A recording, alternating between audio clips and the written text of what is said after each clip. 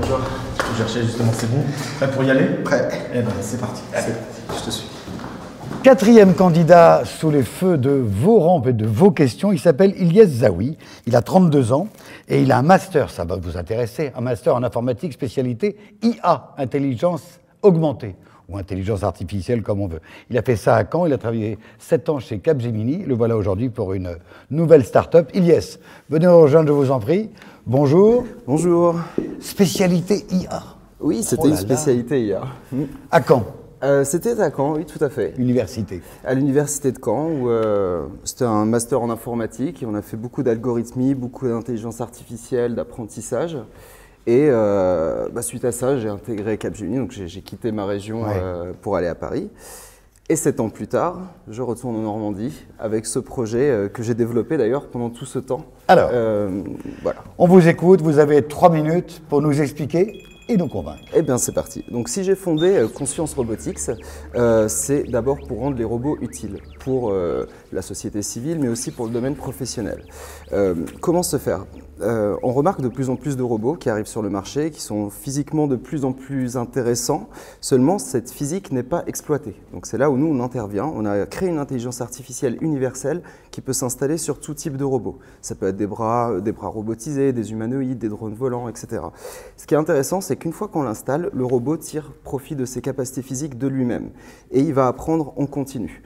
Un robot bipède, par exemple, va apprendre à se lever, à se déplacer, à monter des marches. Et si on lui pose la même question 2 mois plus tard, eh bien, il va trouver de meilleures solutions. C'est un apprentissage continu. Très rapidement, couplé à ça, on a la reconnaissance de l'environnement. Et donc, que va faire le robot? Il va détecter les objets et donc, grâce à ces algorithmes d'IA et d'apprentissage, il va pouvoir interagir avec ces objets, saisir un objet, se déplacer d'un lieu à un autre, etc. Grâce à toutes ces briques, donc on a créé un écosystème, l'écosystème Conscience, où on a un Conscience Store. Donc nous avons des applications qu'on peut installer sur le robot selon ses capacités physiques. Et la petite touche quand même magique par rapport à tout ça, c'est que tout est partagé. Lorsqu'un robot détecte un objet, cet objet, son emplacement, sa position est connue par l'ensemble de la flotte, mais aussi sur ce qu'on appelle la motion. Donc lorsqu'un robot apprend une nouvelle façon de se lever, on en parlait tout à l'heure, ou de monter les escaliers, eh bien elle est partagée avec tous les autres robots, même s'ils n'ont pas la même physique. Ils vont pouvoir tirer profit de l'expérience des autres robots. Et donc vous imaginez bien, plus on va avoir de robots dans le système, plus on va avoir une évolution exponentielle des robots. Donc voilà un peu l'approche de Conscience Robotics. Ouais. Merci d'avoir fait court. Si ça ne vous gêne pas, je pose la première question à monsieur qui est particulièrement intéressé. Jean-Claude, c'est le directeur général du groupe Galilée, dans lequel il y a beaucoup d'entreprises qui font de la robotique, de l'intégration robotique et qui fabriquent des machines spéciales. Jean-Claude. Oui. Alors, moi je suis très interpellé. Est-ce que ça veut dire que c'est la fin des robots métiers? Par exemple, les robots de soudage dans l'industrie automobile où il y a des milliers et des milliers de robots. Quelle est l'application concrète dans ce genre d'activité? Ce qui est intéressant par rapport à ce genre d'activité, je pense, c'est qu'il n'y a plus de préséquençage. Un robot, les robots de ce type-là, qui sont généralement des bras robotisés, sont préséquencés. Ouais. Donc il faut que ça se passe exactement comme prévu. Là, ce n'est plus le cas. Le robot va s'adapter à l'environnement. Il n'est plus préséquencé. S'il y a un stimulus extérieur, eh bien, le robot se réadapte en temps réel. C'est là où ça peut être intéressant. Vous voyez? Ah oui, je vois, mais ça me paraît pas irréaliste, mais totalement inespéré pour le métier qu'on fait. C'est-à-dire qu'aujourd'hui, il n'y a plus besoin de programmateurs robots, c'est ça? C'est ça, oui. L'idée, c'est on va lui donner, en fait, grâce à une énorme couche d'abstraction, on va lui donner des objectifs de très haut niveau. Et derrière, les séquences qui sont finalement réalisées sont trouvées automatiquement et évoluent en permanence. Bon, ça c'est du discours ou c'est de la réalité? Ah, mais c'est de la réalité. Vous avez des preuves de concept, vous avez... Oui, tout à fait. Alors en fait, on a notre simulateur sur lequel on peut voir tout cela. Et aujourd'hui, nous travaillons sur le réel. Donc nous avons construit nos propres prototypes avec des imprimantes 3D, des servomoteurs, etc. Mais aujourd'hui, on commence à travailler avec des acteurs qui, eux, leur cœur de métier est le hardware. Et donc, nous installons notre système sur leurs robots. Une intelligence collective et surtout partagée, le partage d'expérience. Autre question, Claude. Oui, votre système, c'est quoi? C'est un système unitaire? C'est un système, qui... C'est du custom ou c'est du...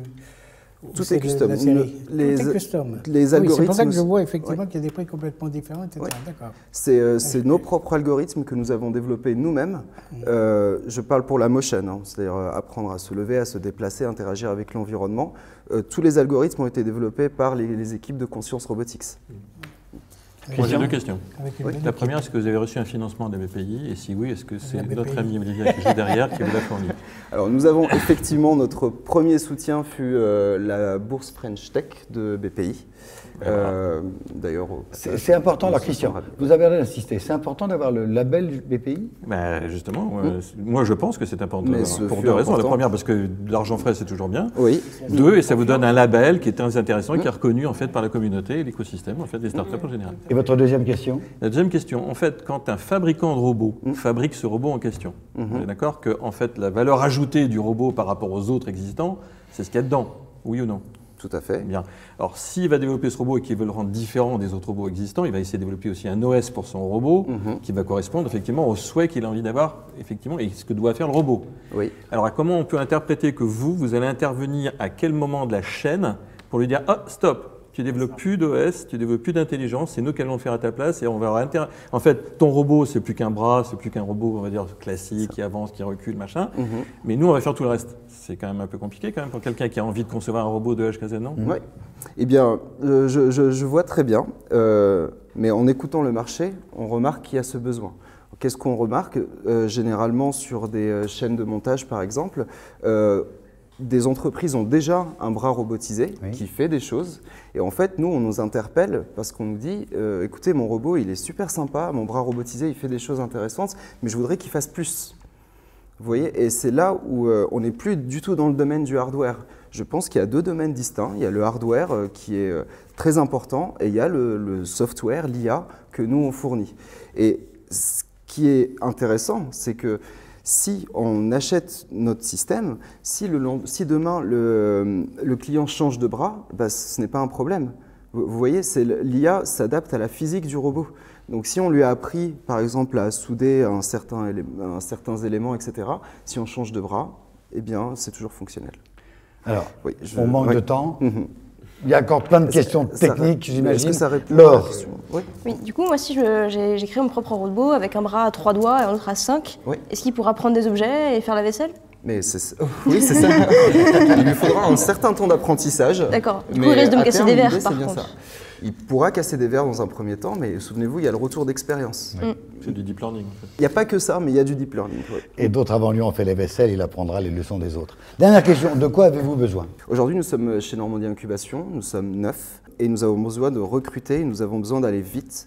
Nous sommes en levée de fonds pour atteindre nos objectifs. Nous avons déjà de premières lettres d'intention, mais nous cherchons vraiment à passer la seconde, en fait. Pénétrer le marché, finalement. Mais c'est ça.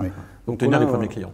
On a déjà. Non, mais vraiment des premiers clients qui pèsent, quoi, ce que je veux dire, qui vous feront la différence. Oui, tout à fait. Je crois qu'on peut vous applaudir. Bravo. Merci.